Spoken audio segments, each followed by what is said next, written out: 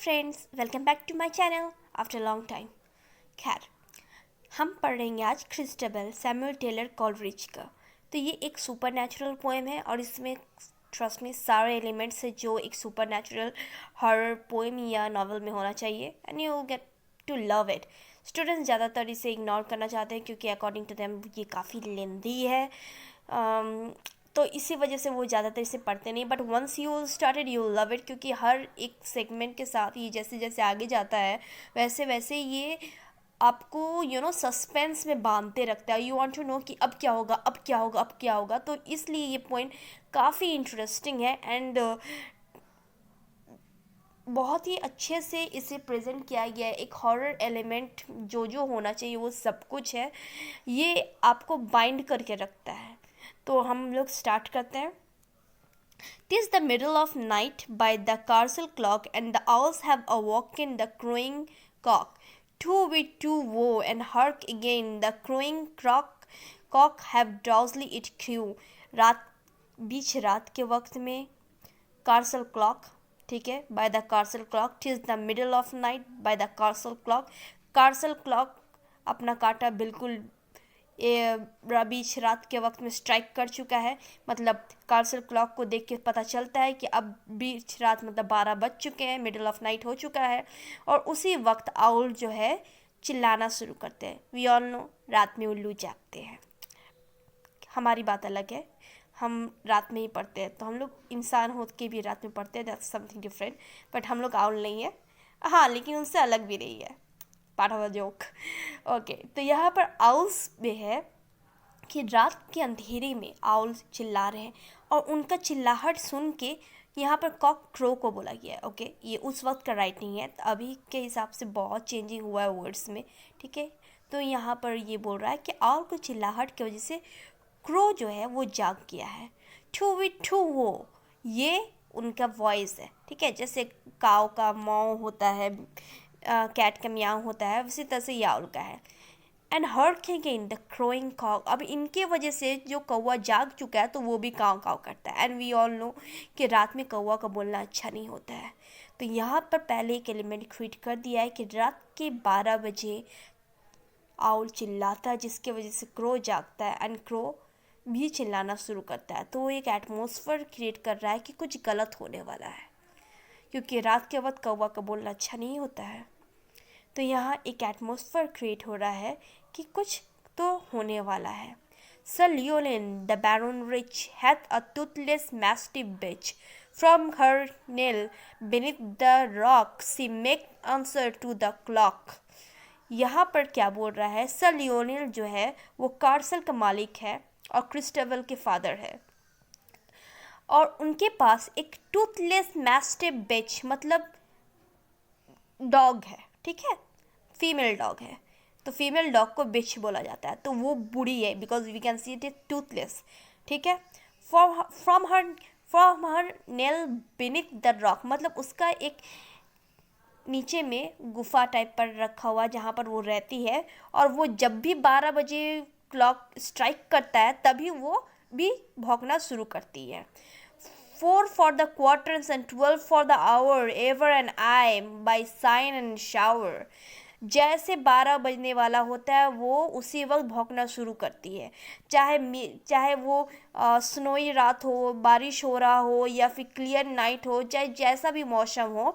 Sign and shower मतलब कि अगर ब्राइट नाइट हो या शावर बारिश हो रहा हो, चाहे जैसे भी हो, यहाँ पर वो भौंकती है। "एवर" एंड आई जो है ये एक फ्रेंच वर्ड है, ओके। आई जो है एक फ्रेंच वर्ड है। तो यहाँ पर उस वक्त वो जैसा भी हो वो भौंकती है। "16 short howls not over loud." पूरा 16 टाइम्स, टोटल 16 टाइम वो चिल्लाती है, मतलब भौंकती है। वो बड़े प्रजाति का है। "Hath a toothless mastiff bitch." वो बड़े प्रजाति के, तो इसीलिए हाउस, ये ना एक ब्रीड होते हैं, ठीक है, जो ये डॉग में गिनती नहीं आते हैं, उल्फ में गिनती नहीं आते हैं। तो ये इस तरह का ना बहुत, ये अगर आप अभी वो नॉवेल का नाम भी याद नहीं आ रहा है, वो नॉवेल में भी ये हाउल का जिक्र किया गया है, अगर आपको याद हो तो कमेंट में लिख सकते हो। तो खैर वहाँ पर ये जो हाउल है ना काफ़ी बड़ा प्रजाति का होता है, लंबा चौड़ा एंड साइज भी बड़ा होता है, बिल्कुल उल्फ की तरह दिखने में होता है। तो इसीलिए इनका जो आवाज़ जो है हाउल की तरह दिया गया है। तो पूरा 16 टाइम्स ही चिल्लाता है। सम से she sees my lady shroud.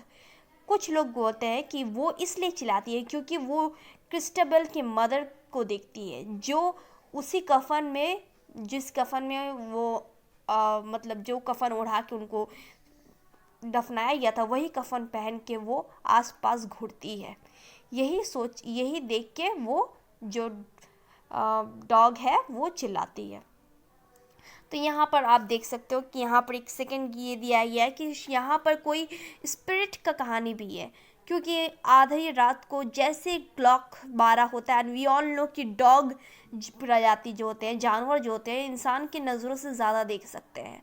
और डॉग आधी रात को अक्सर जब डॉग रात में बाग करता है तो हम लोग ये लाइक कि कुछ तो ज़रूर देखा होगा, तभी ये इतना चिल्ला रहा है। ठीक है, तो रात में अगर कुत्ता भौंके तो समझ लो कि उसने भूत देखा है। जनरल यही है। हम लोग इंग्लिश लिटरेचर के स्टूडेंट हैं, तो हमें सुपर नेचुरल एंटिटीज़ पे भरोसा करना पड़ेगा, साइंटिफिकली नहीं सोच सकते, बिल्कुल भी नहीं। तो यहाँ पर ये है कि आधी रात को जब वो 12 बजने वाला होता है तब वो 16 टाइम चिल्लाता है। अब ये 16 टाइम ही क्यों चिल्लाता है इसके बारे में हमें आगे पता चलेगा। तो 16 टाइम वो भौंकता है, एंड कुछ लोग कहते हैं कि वो मैम जो लेडी है, मतलब लेडी लियोलिन है, क्रिस्टबल की मदर, उसको देख के ही वो भौंकता है। The night is chilly but not dark. The thin grey cloud is spread on high. It covers but not hides the sky. यहाँ पर क्या बोल रहा है? रात क्या चिली मतलब ठंडा है और डार्क भी है, मतलब पूरा अंधेरा है? तो नहीं, ऐसा कुछ नहीं है। नाइट जो है चिली तो है, मतलब उसमें एक ठंडापन है, जनरली ठंडापन बहुत किस्म का होता है। एक ये ठंडापन जो है, जो एक हवा से आता है, तो जो ठंडा लगता है, जो वेदर विंटर सीजन में जो ठंडा होता है वो लगता है। जब आप कुछ गलत करते हो और आप पकड़े जाने वाले हो तो उस वक्त भी एक अलग किस्म का ठंडा लगता है। और आसपास जब कोई घोस्ट हो, जो कोई एंटिटी हो, तो ये ठंडा लगता है। कुछ गलत होने वाला है तो ठंडा लगता है। एक चिल बदन में एक सरसराहट टाइप पर होता है। तो यहाँ पर बोल रहा है कि नाइट चिली तो है, मतलब इसमें एक अलग ही ठंडापन है, डरावना ठंडापन। ठीक है, एक डरावना ठंडापन तो है, लेकिन डार्क नहीं है, मतलब आसमान में तारे हैं। The thin grey cloud is spread on high, मतलब क्लाउड्स तो है, बहुत पतला सा क्लाउड तो है जो पूरा आसमान को कवर करके रखा है, लेकिन वो पूरे आसमान को ढका नहीं है। मतलब क्लाउड्स है आसमान में, लेकिन पूरा आसमान को ढका नहीं है।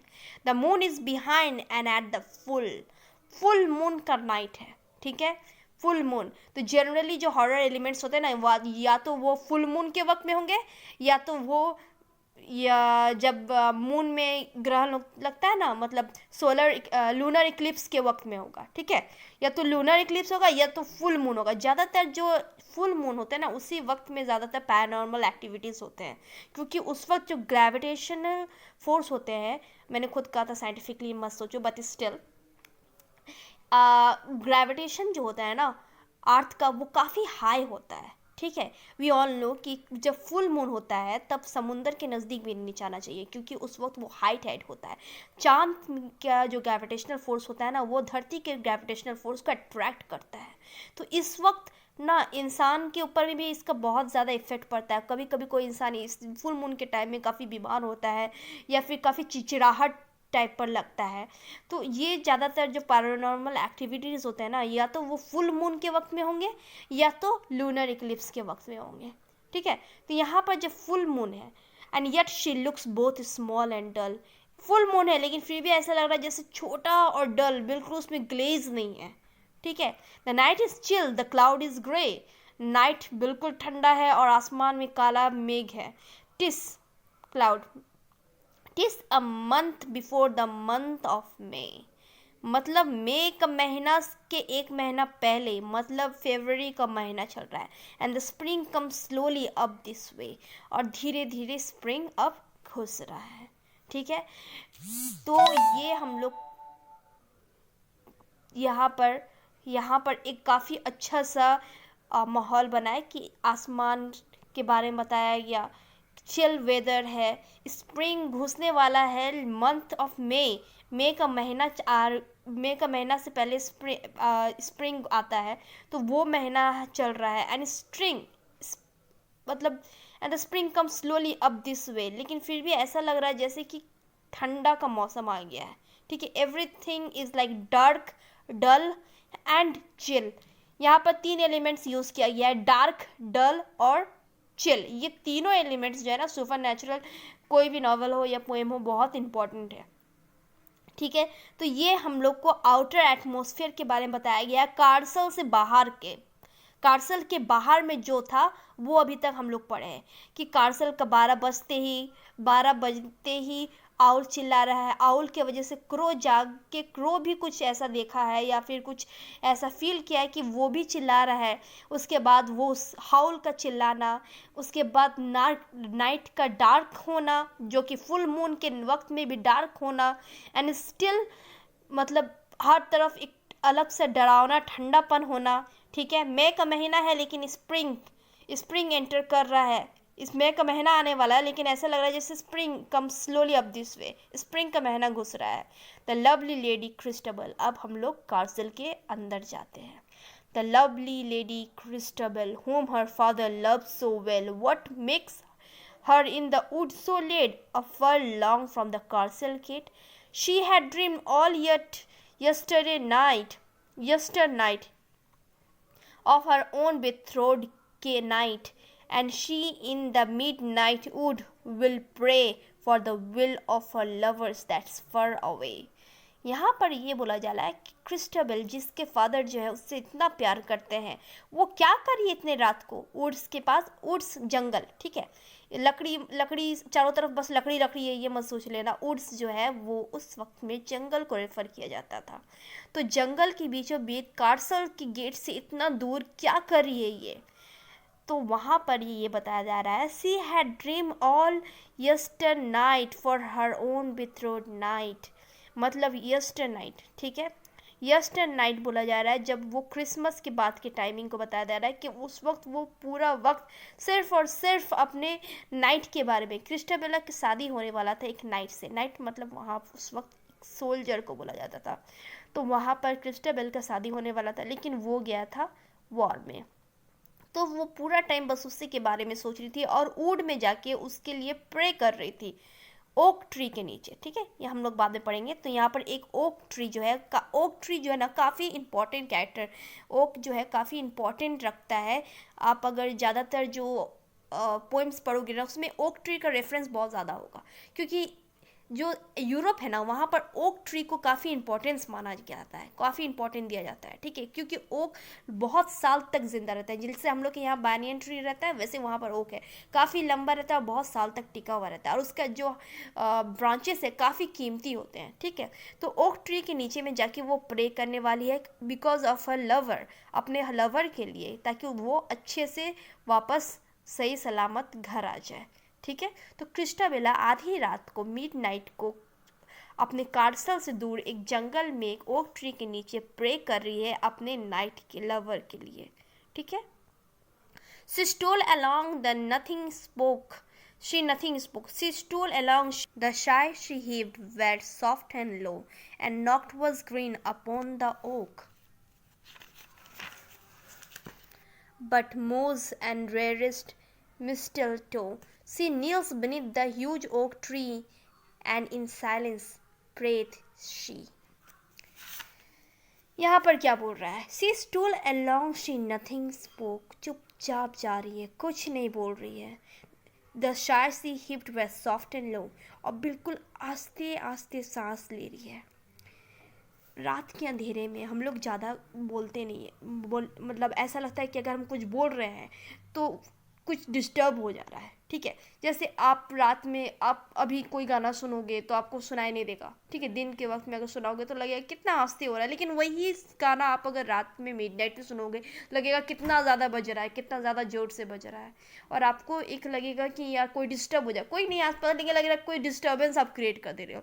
कुछ हाथ से गिर जाए नीचे तो लगेगा ओ माई गॉड क्या कर दिया, क्या गिरा दिया, इट्स सो डिस्टर्बिंग। तो यहाँ पर वो भी आस्ते आस्ते सांस ले रही है जैसे कोई डिस्टर्ब ना हो।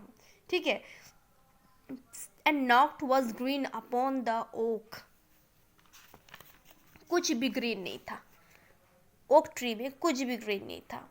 बट मोज एंड रेयरेस्ट मिसटोल्टो, यहाँ पर क्या है कि ओक ट्री जो है वो रेड कलर का पत्ता हुआ था, ग्रीन नहीं रहा, ठीक है, मतलब वो अब झड़ चुका है, बहुत सारा पत्ता उसमें से झड़ चुका है। एंड इट्स लाइक रेड, वहाँ पर कोई पत्ता बचा नहीं है, बहुत सब रेड कलर का हो गया है। बट मोज एंड रेयरेस्ट मिस्टल टो, यहाँ पर मोज क्या बोलता है, वो जो ज़मीन में होता है ना, ये मोजेस, ग्रीन कलर का जो बिल्कुल लगता है कि कोई मोटा चद्दर बिछा दिया गया हो, उसी उसको मोस बोलते हैं। और मिस्टल टो एक किस्म का पैरासाइट प्लांट है। बस यही दो थे जो ग्रीन कलर के थे। सी नील beneath the huge oak tree, huge she knelt beneath the huge oak tree and in silence prayed she। Huge okay tree के सामने वो घुटनों के बल बैठी और साइलेंटली प्रे करना शुरू की। The lady sprang up suddenly, the lovely lady Christabel. It moaned as near can be, but what it is she cannot tell. On the other side it seems to be of the huge broad-breasted old oak tree. यहाँ पर क्या बोल रहा है कि अचानक से वो खड़ी उठी। कौन? क्रिस्टेबल। उसको कहीं रोने का आवाज़ सुनाई दिया, कोई रो रहा था नज़दीक ही कोई, लेकिन वो समझ नहीं पा रही थी कि कौन रो रहा है या एक विंड का आवाज़ है। कभी कभी विंड में भी जो से जब हवा चलता है तो ऐसा लगता है जैसे कि एक अलग ही किस्म का आवाज़, तो उस क्लियर नहीं हो पा रही थी कि ये आवाज़ किसी के रोने की है या फिर विंड की है। और वो बार बार ऐसा लग रहा था कि नज़दीक आते जा रहा है, कोई रोने का आवाज़, कोई रो रहा है और वो नज़दीक आ रहा है। शी कैन नॉट टेल, वो बता नहीं सकती थी कि वो एग्जैक्टली आवाज़ है कि और कहाँ से आता है। On the other side it seems to be, उसको ऐसा लगा कि ओल्ड ओक ट्री के जस्ट के सामने वो नील डाउन होके बैठी थी, उसी के ऑपोजिट में शायद कोई है जो रो रहा है। Of the huge broad breasted old oak tree, मतलब बहुत ही बड़ा, ब्रेस्टेड मतलब बहुत चौड़ा था ओल्ड ओक ट्री, और ओल्ड बोल रहा है मतलब बहुत ही पुराना ओक ट्री था। जैसे मैंने कहा था कि ओक ट्री का काफ़ी मान्यता है, उन लोग ओक ट्री को काफ़ी मानते हैं, ठीक है। तो ओल्ड ओक ट्री, उससे ओक ट्री को क्यों इतना मानते हैं, इसके पीछे भी एक हिस्ट्री है जो मैं आपको बाद में बताऊंगी। तो खैर यहाँ पर जो है उसको समझ में आया कि ओल्ड ओक ट्री मतलब उस ट्री के ऑपोजिट साइड में कोई बैठा है जो रो रहा है। अब ये कौन रो रहा है ये हम लोग पार्ट 2 में पढ़ेंगे। तब तक के लिए good bye, take care and please share करना और सब्सक्राइब करके जाना। Bye bye.